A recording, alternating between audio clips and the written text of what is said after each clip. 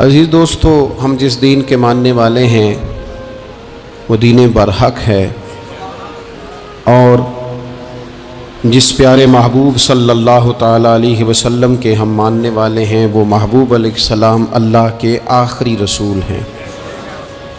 नबी अकरम सल्लल्लाहु ताला अलैहि वसल्लम कामिल अकमल और मुकम्मल दीन लेकर तशरीफ़ लाए। अब ये दीन इस्लाम ऐसा मजबूत, ऐसा मुस्तहकम दस्तूर हयात है कि क़यामत तक इसी दीन का सिक्का चलेगा। वक्ती तौर पर जो हालात उम्मत पर इस वक्त गुज़र रहे हैं उसमें उम्मत महकूम नज़र आती है, कमज़ोर नज़र आती है और हम देखते हैं कि गैरों का रोब भी हमारे हुक्मरानों के चेहरों और उनके लहजों पर नज़र आता है। जो कौमें किसी का रोब इख्तियार करती हैं, किसी शख्स को इस तरह का बड़ा जानती हैं कि एहसास कमतरी का शिकार हो जाती हैं, वो अपनी आने वाली नस्लों को कभी मजबूत नहीं कर पाती। हमारे मिजाजों में और हमारे रोज़मर्रा के मामलात में कुछ चीज़ें इस तरह की रख दी गई हैं कि लोग एहसास के नीचे दबते चले जा रहे हैं। बरादरीज़म एक बहुत बड़ा इशू रहा हमारे यहाँ। मैं बड़ी दर्द के साथ ये बात अर्ज़ किया करता हूँ कि ज़्यादा गुनाह और ज़्यादा जुर्म उस बंदे का नहीं जो अपनी बरादरी को बड़ा समझता है, बल्कि ज़्यादा मुजरम वो है जो अपनी बरादरी को छोटा समझता है। इसने क्यों अपने अंदर एहसास कमज़ोरी पैदा किया? इसको क्यों ज़रूरत पेश आई ये कहने की कि मैं किसी कमज़ोर कबीले से ताल्लुक़ रखता हूँ? इसे खुल के कहना चाहिए था कि मैं भी जनाब आदम का बेटा हूँ। इसे खुल के कहना चाहिए था कि मैं भी रसूल रहमत का ग़ुलाम हूँ, मैं भी अल्लाह का बंदा हूँ। खुल कर बात करनी चाहिए। एहसास के नीचे दब जाना, परेशान। फिर इसी तरह का मामला अमीरी गरीबी का है। गुरबा क्यों ये समझ बैठते हैं कि जिसके पास पैसे ज़्यादा हैं शायद फजल भी ज़्यादा उसी के पास है। क्यों इस एहसास से बाहर नहीं आते? अगर दौलत बहुत आला होती ना और बड़ी ही कीमती होती तो सबसे ज़्यादा सैयदा फातिमा ज़हरा के घर में होती। सबसे ज़्यादा तजोरियाँ सैयदा आयशा सिद्दीक़ा के पास होती, लेकिन ये ज़्यादा कीमती नहीं थी, इसलिए दरवाज़ा रसूल पे भी नहीं थी। तो इसी तरह का मामला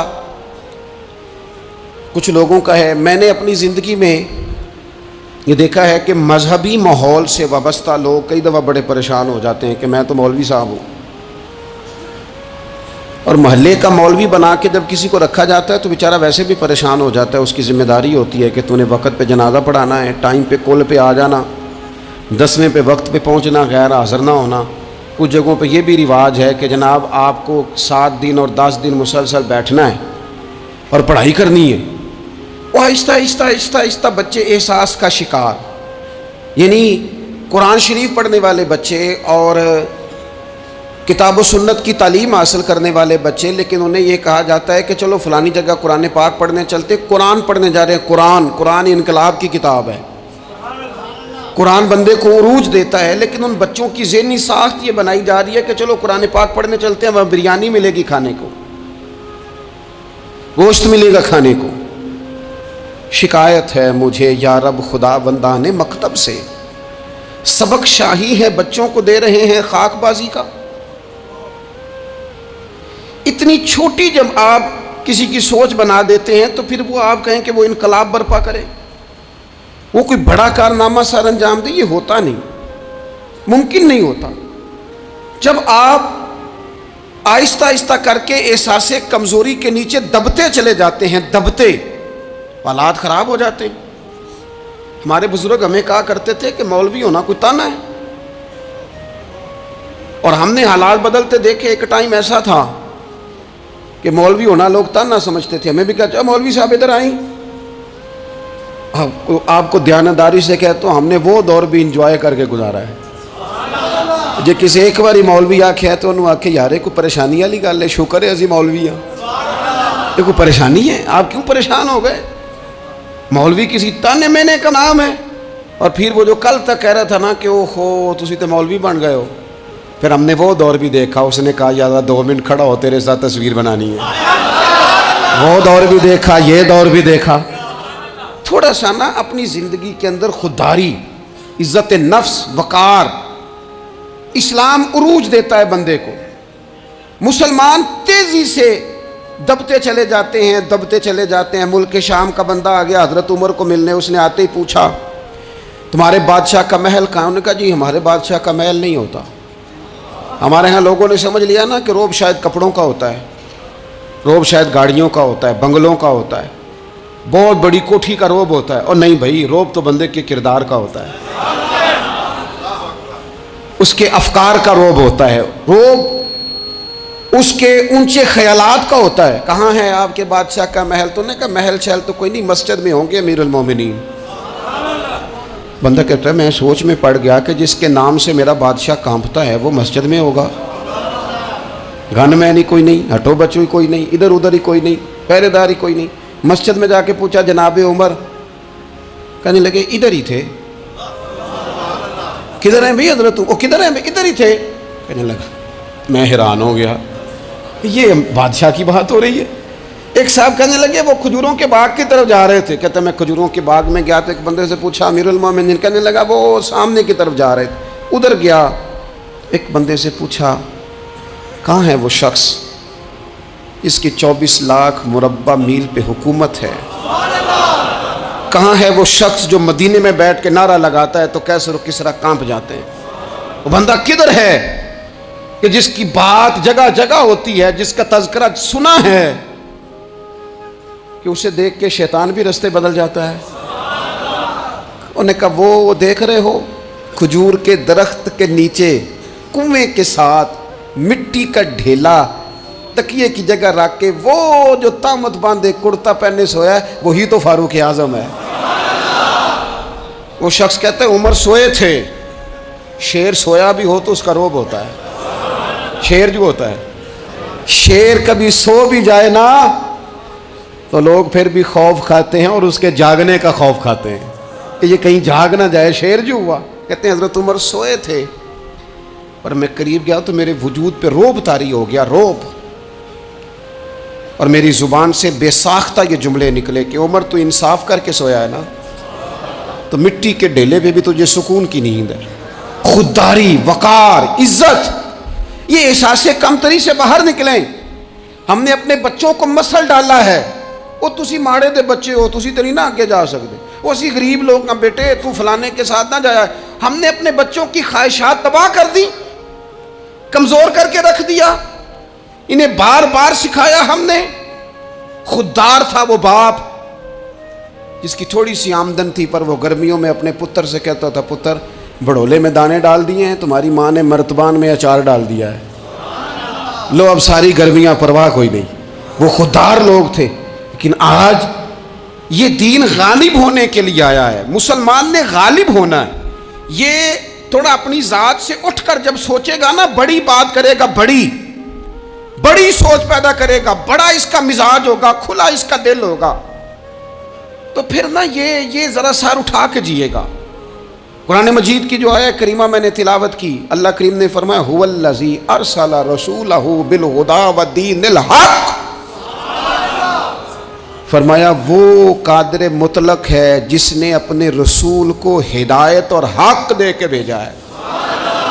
दो चीज़ें दे के भेजा है, हिदायत और हक। किताब हिदायत और हक हुजूर लेके आए। किस लिए भेजा है? कि निरा तस्बीह पढ़ें और सो जाएं,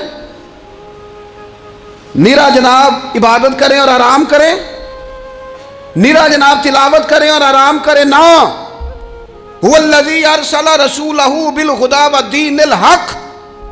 वो रब है जिसने अपने नबी को, अपने रसूल को हिदायत और हक दे के भेजा है। क्यों? कि लियुज़हिरहू अलद्दीन कुल्ले, ताकि इस दीन को तमाम दीनों पर गालिब कर दे, इसको गालिब करे, हर दीन पर यह दीन छा जाए। वलौ करिहल मुशरिकून, अगरचे मुशरिकों को यह बात बुरी ही लगे, ना पसंद आए, किसी को नहीं आती। लियुज़हिरहू अलद्दीन कुल्ले, ही यह दीन गालिब होने के लिए आया। गालिब, तू नमाज भी पढ़, इबादत भी कर, लेकिन ये भी ख्याल रख कि दुनिया में नमाज वाले नबी का निज़ाम भी कायम करना है। तेरे पास निरी मस्जिद नहीं होनी चाहिए, हुकूमत भी होनी चाहिए। मुसलमान के हाथ में निरी तस्बीह नहीं होगी, ये इनाने हुकूमत भी चलाएगा। इसके अंदर खुददारी होगी। हजरत उमर तहज्जुद भी पढ़ते थे और सवेरे हुकूमत भी करते थे। हजरत सिद्दीक अकबर सारी रात मदीने वाले की याद में रोया भी करते थे और सुबह उठकर तलवार लेकर नबी पाक अलैहिस्सलाम की ख़त्म नबुव्वत के मुनकरों के खिलाफ जिहाद भी किया करते थे। जब तक अपने मिजाज में वो शौक़ नहीं पैदा होता कि दीन को गालिब करना है, जद्दोजहद करनी है, कोशिश करनी है, बड़ा सौखा है हमारे लिए भी। आराम से नमाज पढ़ें, नफल पढ़ें, इबादत करें। और वैसे भी उसे लोग ज़्यादा बड़ा पीर समझते हैं जिसकी तस्बीह ज़्यादा लंबी हो। वो ज़्यादा बड़ा पीर होता है जिसकी पगड़ी ज़रा ज़्यादा बड़ी हो, जुब्बा तगड़ा पहने, उजरे के अंदर रहे, बाहर ना निकले, और अंदर जाएं 2 मिनट के लिए हजरत की ज़ियारत करें, बाहर आ जाएं, बस छुट्टी। वो ज़्यादा पीरी मुरीदी हो जाती है। पीर तो बोलता ही नहीं। वही है तेरे ज़माने का इमाम बरहक। इकबाल कहने लगे वही है तेरे ज़माने का इमाम बरहक, जो तुझे हाजिर व मौजूद से बेजार करे और मौत की शक्ल में दिखला के तुझे जलवा यार, जिंदगी तेरे लिए और भी दुश्वार करे। तो जो तेरा जीना मुश्किल कर देना, वो तेरे ज़माने का इमाम बरहक है, तेरे लिए ज़िंदगी दुश्वार कर। ये क्या बात हुई कि ठीक है जनाब आप मौज करें जो दीन गालिब होने के लिए आया। दीन के मिजाज में गलबा है, दीन की तबीयत में गलबा है। दीनदार छा के वक्त गुजारा करते हैं। अल्लाह ताला ने इस दीन के अंदर वो करार दिया है, वो वुस्सत दी है, वो दर्द दिया है, वो ज़ौक़ दिया है। अपने अंदर से वो बुत तोड़ डालें जो बुत मायूसी फैलाते हैं। उन जगहों से निकल आए जहाँ इंसान कमज़ोर पड़ता है। उठ बांध कमर क्यों डरता है, फिर देख खुदा क्या करता है। आगे की तरफ देखें, आगे की तरफ देखें। मेरे नबी अकरम सल्लल्लाहु ताला अलैहि वसल्लम ने फरमाया, हालात जितने भी ख़राब आ जाएं, माहौल जितना भी बिगड़ जाए, उम्मत पर दुश्वारी जितनी भी आए, हुज़ूर अलैहिस्सलातु वस्सलाम ने फरमाया है ये दीन इस्लाम है।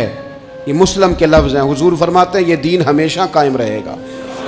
और फरमाया एक जमात होगी पूरी मेरी उम्मत की जो दीन इस्लाम के दिफा में काम करती रहेगी, जद्दोजहद करती रहेगी, कोशिश करती रहेगी, हिम्मत करती रहेगी। मेरे अजीज़ हुज़ूर ने फरमाया हमेशा ये दीन कायम रहेगा और एक जमात हमेशा इस दीन के लिए काम करती रहेगी। और मेरे नबी पाक अलैहिस्सलाम ने फरमाया 100 साल के बाद तो अल्लाह ज़रूर इस उम्मत में एक ऐसा शख्स पैदा करेगा, ये इब्ने माजा में हदीस मौजूद है, जो इस दीन की नए सिरे से तजदीद कर देगा। वो लोग आते रहे, जब हालात बड़े बिगड़े तो हज़रत उमर बिन अब्दुल अजीज़ आ गए, हालात का रुख बदल के रख दिया। फिर मामलात बड़े बिगड़े तो इमाम शाफ़ई जैसे लोग आ गए, गौसे आज़म जिलानी जैसे लोग आ गए। हालात बड़े बिगड़े तो शेख अब्दुल हक मुहद्दिस देलवी जैसे लोग आ गए। हिंदुस्तान में जब माहौल बड़ा कठिन हुआ तो आला हज़रत फाज़िल बरेलवी जैसे लोग आ गए। हर सदी के सिरे पर अल्लाह ताला एक मुजद्दिद भेजेगा। हुजूर का वो गुलाम दीन को नए सिरे से ताज़ा करे। दीन के चमन में हमेशा बहार रहेगी, हमेशा नूरानियत रहेगी, हमेशा नूरुन आला नूर रहेगा। ये काम सिर्फ करने का काम क्या है, ये दीन तो फलेगा फूलेगा। जो आगे बढ़ के खिदमत में हिस्सा डाल लेगा ना, वो अपना नफ़ा करेगा। ये कुरान पाक है, या अय्युहल्लज़ीना आमनू इन तंसुरुल्लाह यंसुरकुम व युसब्बित अक़दामकुम। अल्लाह फरमाते हैं लोगों अगर तुम अल्लाह के दीन की मदद करोगे ना तो अल्लाह तुम्हारी मदद करेगा। व युसब्बित अक़दामकुम, और तुम्हारे कदम जमा देगा, तुम्हें इस्तिक़ामत दे, तुम आगे। और दीन की मदद सिर्फ पैसों से नहीं होती। कोई शख्स समझे कि फ़कत माल से मदद होती है। जब आप वक्त पर आकर मस्जिद में जुमे की नमाज अदा करते हैं तो ये भी आप दीन की खिदमत ही करते हैं। जब आप दीनी इज्तिमात की रौनक बढ़ाते हैं तो ये भी आप दीन की खिदमत ही करते हैं। जब आप किसी दीन के तालिब इल्म का हौसला बढ़ा देते हैं ना, बेटे बड़ी बात है कुरान पढ़ते रहना, ये भी आप खिदमत ही करते हैं। जब आप दीन के बारे में किसी जगह बैठ के अच्छी बात कर देते हैं, यार अल्लाह का फजल है हमारे दीन में ये खैर अल्लाह ने रखी, ये भी आप दीन की मदद ही करते हैं। आप किसी भी जगह किसी भी हवाले से दीन के लिए कोई भी पैगाम देते हैं, कोई भी बात करते हैं, तो आप दीन की ये सारी खिदमतें दीनियाँ हैं, ये सारा दर्द है, ये सारा ज़ौक़ है।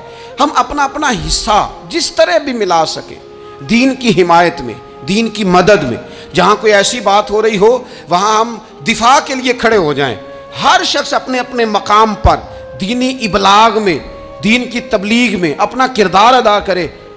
एक जुमला कोई बोल देना रसूल पाक के दीन की मदद में, एक जुमला, यानी किसी को सिर्फ इतना कह देना कि यार तू अपने बेटे को, तेरे 5 बेटे हैं, एक को कुरान मजीद का आलिम ही बना दे।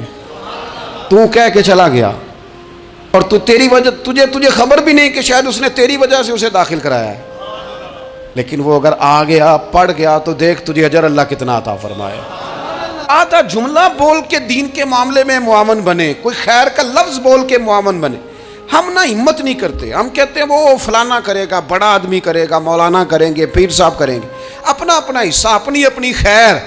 हज़रत उमर ने भी बड़ा काम किया है दीन की खिदमत में, पर सैयदना बिलाल की खिदमत का कोई इनकार कर सकता है? ड्यूटी हज़रत सिद्दीक़ अकबर की भी ज़्यादा है, पर जनाब सलमान फ़ारसी की खिदमत का इनकार किया जा सकता है? हर एक ने काम किया, हर नुक्ते का अपना उरूज है, अपनी। और ये दीन गालिब होगा, गालिब। ये मत समझें थोड़े से हालात कमज़ोर आए हैं और थोड़ा सा मुसलमान महकूम हुए हैं माली और अपनी कोताहियों की वजह से हुए, अपनी गलतियों की वजह से हुए, अपने आमाल के सबब हुए, तो डर डर के ना जिए। नबी पाक सल्लल्लाहु अलैहि वसल्लम सफ़र पे तशरीफ़ ले गए। हुज़ूर अलैहिस्सलाम की आदत करीमा थी, जब सफ़र पे जाते थे तो सबसे आखिर में सारी तैयारी करके, सामान समेट के, सबसे आखिर में सैयदा फ़ातिमा ज़हरा से मिलते, फिर सफ़र शुरू होता। और जब हुज़ूर वापस आते तो सबसे पहले सैयदा फ़ातिमा से मिलते रज़ी अल्लाह ताला। हुज़ूर काफ़ी दिनों के बाद सफ़र से वापस आए, लंबा सफ़र था। सैयदा फ़ातिमा ज़हरा रज़ी अल्लाह ताला अन्हा से मिलने गए। नबी पाक सल्लल्लाहु ताला अलैहि वसल्लम का चेहरा नूर देख के तो सैयदा फ़ातिमा तड़प के रोई, रो पड़ी। हुज़ूर ने फरमाया फ़ातिमा क्या हुआ? अर्ज़ करने लगी या रसूलल्लाह, थकावट के असरात में आपके चेहरे पे देख रही। और हुज़ूर कपड़े यूँ लगता है बड़े पुराने पहने हुए हैं आपने। हुज़ूर इतनी मुशक्क़त क्यों करते हैं आप, इतनी मेहनत, इतनी जद्दोजहद? तो हज़रत फ़ातिमा ज़हरा फरमाती हैं हुज़ूर ने मुझे थपकी दी और फरमाया फ़ातिमा रो ना। और यहाँ वो बाज़ लोग होते हैं ना, जो हमने देखा है हमारे यहाँ इस तरह होता है कि वो कोई इस तरह की बात करे तो वो ज़्यादा रोने लग जाते हैं। क्या करें, बड़े मसाइल हैं, बड़ी मुशक्क़त है, करना पड़ता है, लोग और ज़्यादा। लेकिन नबी पाक अलैहिस्सलाम ने सोचों को नया जाविया दिया, ख्यालात को नया रुख दिया, इस बात को एक नया अंदाज सोचने का फराहम किया। हुज़ूर फरमाने लगे फ़ातिमा रो ना, तेरे बाप को अल्लाह ने आला मकासद के लिए दुनिया में मबूस फरमाया। हुज़ूर फरमाने लगे फ़ातिमा कोई घर कच्चा, कोई पक्का, कोई खैमा ऐसा नहीं बचेगा जहाँ अल्लाह दीन इस्लाम को पहुँचा नहीं देगा। और फरमाया फ़ातिमा याद रखना, जिस तरह रात छा जाती है ना, मोहम्मद अरबी का दीन भी छा जाएगा, ये छा जाएगा दीन। जिस तरह रात छा जाती है ये दीन भी छा जाएगा। और फिर दीन छा गया, जगह जगह छा गया। यूरोप में भी अज़ानें पढ़ी जाने लगी, अमेरिका और अफ्रीका में भी कुरान पढ़ा जाने लगा। जगह जगह जगह जगह रसूलुल्लाह सल्लल्लाहु अलैहि वसल्लम के दीन की बात होने लगी। का फ़ातिमा कार कच्चा हो या पक्का हो, खैमा हो, हर जगह ये दीन पहुँचेगा। और दीन पहुँचा। दोस्तों कमज़ोरी वक्ती तौर पर है, हालात वक्ती तौर पर हैं। मुसलमानों न घबराओ, खुदा की शान बाकी है। ये दीन फितरत है। ये दीन अपनी हकानियत की वजह से फैल रहा है, किसी का मोहताज ना, ये किसी के जोर लगाने। मुसलमानों न घबराओ, खुदा की शान बाकी है, अभी इस्लाम जिंदा है, अभी कुरान बाकी है। ये काफिर क्या समझते हैं जो हमसे रोज उलझते हैं, अभी तो करबला का आखिरी मैदान बाकी है, अभी तो आखिरी मैदान लगेगा मैदान करबला में, और फिक्रे हुसैनी के अलमबरदार मैदान में निकलेंगे, यजीदी सोचों से टकराएंगे, और बड़े सीने तैयार हैं जो इसके लिए पूरी जद्दोजहद करेंगे। अभी तो करबला का आखिरी मैदान बाकी है। अपनी ज़िंदगी के अंदर कुव्वत इरादी पैदा करें, कुछ कर लेने की ठान अपने मिजाज में पैदा करें। कमज़ोरी आ जाती। अदी बिन हातम जो थे ना, ये हातम ताई के बेटे थे, बादशाह का बेटा था, ज़माना बड़ा देखा था, बड़े बड़े वज़ीरों मुशीरों, सारी ज़िंदगी आला सतही वफूद से मुलाकात हुई। अदी हुजूर की बारगाह में आए, मुस्नद इमाम अहमद बिन हम्बल में मौजूद। तो इस्लाम पर अभी गुर्बत का दौर था, चंद लोग मुसलमान हुए थे। नबी पाक अलैहिस्सलाम ने फरमाया अदी कलमा पढ़ लो। तो अदी कहने लगे मैं तो पहले ही एक दीन का मानने वाला हूँ। हुजूर फरमाने लगे जिस दीन के तुम मानने वाले हो उस दीन को मैं तुमसे ज़्यादा जानता हूँ। हुजूर फरमाने लगे जिस दीन के तुम मानने वाले हो उसमें क्या ये लिखा है कि माले गनीमत का चौथा हिस्सा खा जाओ? कहने लगे नहीं। तो फरमाया खा क्यों जाते हो? अदी कहते हैं चूंकि ये हमारे अंदर की बात थी बादशाहों की, तो मैंने फ़ौरन सर तस्लीम खम कर दिया, मैंने फ़ौरन सर झुका दिया। मैंने कहा आप बात ठीक कर रहे हैं। हुजूर फरमाने लगे अब अगली बात भी करूं या रसूलुल्लाह फरमाइए। फरमाया पता है तुम दीन क्यों नहीं कबूल कर रहे? ये भी मुझे पता है। या रसूलुल्लाह क्यों? फरमाया तुम देखते हो कि दीन के मानने वाले गरीब गरीब लोग हैं, तुम देखते हो कि अभी ये कमज़ोर हैं, तुम देखते हो कि मक्के वालों ने मदीना तैयबा से परेशान करके मुसलमानों को निकाल दिया है। ये गरीबी देखकर, बज़ाहिर इस्लाम की कमज़ोरी देखकर तुम कलमा नहीं पढ़ रहे। हुजूर फरमाने लगे अदी मकाम हिरा का नाम सुना है? बड़ी दूर था इलाका वो, मकाम हिरा का नाम सुना है? अदी कहने लगे हुजूर सुना है पर वो जगह देखी नहीं। महबूब फरमाने लगे सुन, मैं वो वक्त लेके आऊंगा, मेरा दीन इस तरह नाफिज होगा कि एक औरत मकाम हिरा से ऊंटनी पे अकेली बैठेगी और अकेली आएगी और आके बैतुल्लाह का तवाफ करेगी, सिवाय उसे अल्लाह के किसी का खौफ नहीं होगा, रब के अलावा किसी से नहीं डरेगी। ये दौर आएगा। तू देख रहा है कि सिर्फ मक्के पे हुकूमत नहीं दुनिया पे मुसलमान छा जाएंगे। और हुजूर फरमाने लगे किसरा का नाम सुना है? कहा हुजूर वो तो बाजार इस वक्त बड़ा तगड़ा बादशाह है। फरमाया उसके इलाके भी फतह होंगे, वो खजाने मुसलमानों के पास आएंगे। और फरमाया तू तीसरी बात नबी पाक ने बयान की, फरमाया तू ये देख रहा है कि मुसलमानों में गुर्बत है? फरमाया आदि एक वक्त आएगा लोग देने के लिए निकलेंगे पर उन्हें लेने वाला कोई नहीं मिलेगा। एक वक्त आएगा लोग देने निकलेंगे, लेने कोई नहीं आएगा। अदी कहते हैं कि मैं रसूल करीम का कलमा पढ़ के मुसलमान हो गया। अब फिर ज़्यादा दौर नहीं गुजरा, अदी रोया करते थे। हातम ताई के बेटे अदी रोया करते थे और रो के बताया करते थे लोगों वो जो हुजूर ने फरमाया था ना बीबी हिरा से चलेगी और तवाफ़ करेगी, वो बीबी मैंने अपनी आंखों से आती देखी। मैंने उस तन्हा औरत को हुजूर सैयद आलम की पेशन गोई के मुताबिक बैतुल्लाह का तवाफ़ करते देखा, उसे सिवाय अल्लाह के किसी का डर नहीं था।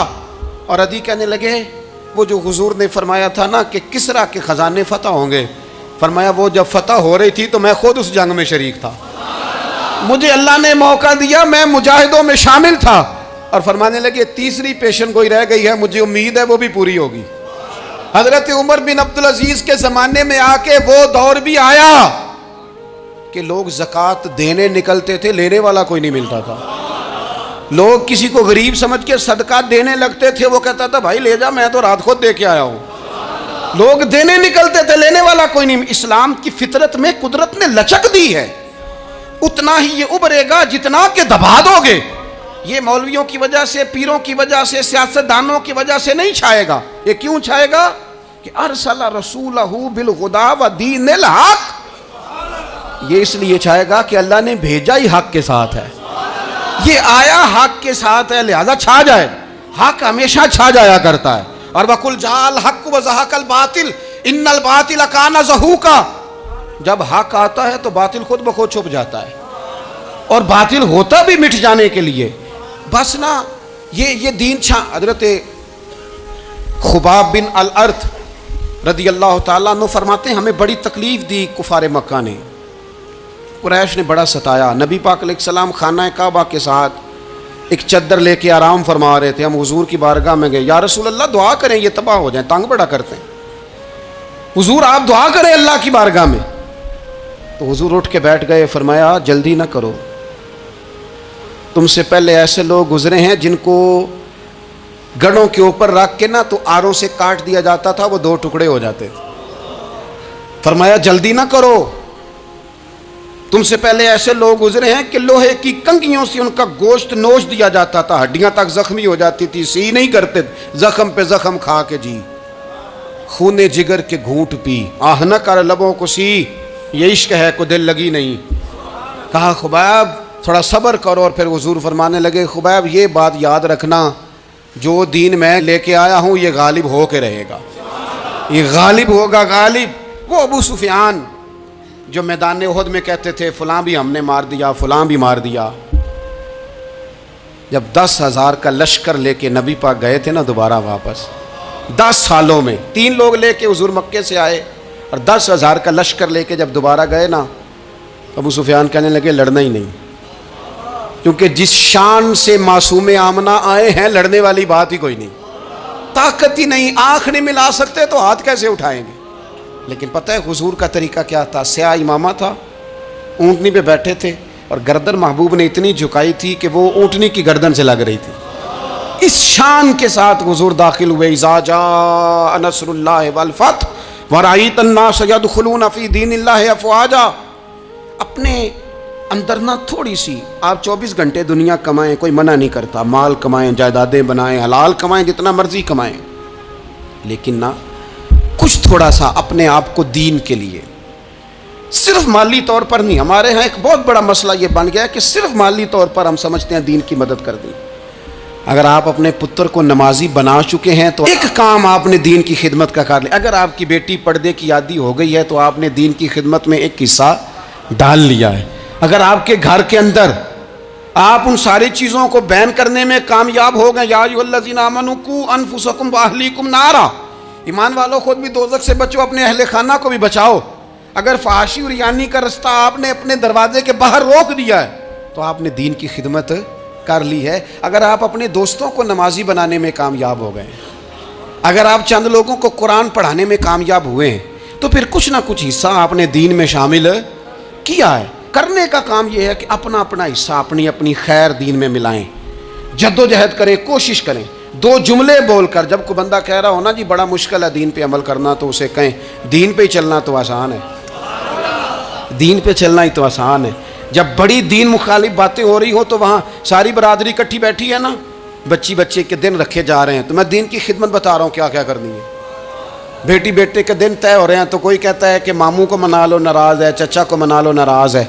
ये मैं अपना दर्द दिल आपके सामने रख रहा हूँ। दीन की खिदमत ये है कि एक बंदा बीच में से बोले, वो कहे ओ शादी में कोई गैर शरी काम ना करना, सबको मना रहे हो तो कहीं रब रसूल को नाराज़ ना कर लेना। ये तेरी दीन के लिए खिदमत हो जाएगी, ये तेरी दीन के लिए खिदमत हो जाएगी। वो जिस शख्स ने जाते जाते रास्ते में कहा था ना हज़रत अब्दुल्ला मुज़नी को कि मैं एक मदीने में चांद चढ़ा देख के आया हूँ, कि जिसके करीब से जो गुजरता है उसे भी नूर मिलता है, तो उसकी एक बात घर कर गई, जनाब अब्दुल्ला मुज़नी मदीने वाले के आशिक हो गए। आप कह दें, आप कह दें, बात फैल जाएगी, अल्लाह उसे फैला देगा। अपने मकाम पर बैठकर अपने अपने, मैं फैक्ट्री के मालिक से कहा करता हूँ कि तू ना मस्जिद ज़रूर बना छोटी सी, दफ्तर वालों से कहा करता हूँ कि यहाँ ना नमाज बाजमात का बंदोबस्त ज़रूर कराओ। मैं कहता हूँ ये सारे दीन के काम हैं। आप अपने अपने हल्का असर में कहें यहाँ नमाज बाजमात होगी, यहाँ सवेरे आते ही पहले तिलावत होगी, यहाँ पहले कसीदा बुर्दा शरीफ, आप कोई खैर के काम में अपना हिस्सा डालते रहें। इंशाअल्लाह यहीं से चिंगारियाँ बनेंगी, यहीं से इनकलाब बरपा होगा। और इमाम जाफ़र सादक के कॉल पर अपनी बात समेटूंगा। किसी ने कहा था मैं दीन की तबलीग करना चाहता हूँ, तो फरमाने लगे सौखा हाल है, तो दीन पे अमल करना शुरू कर दे। दीन की तबलीग होनी शुरू हो गई, अमल कर।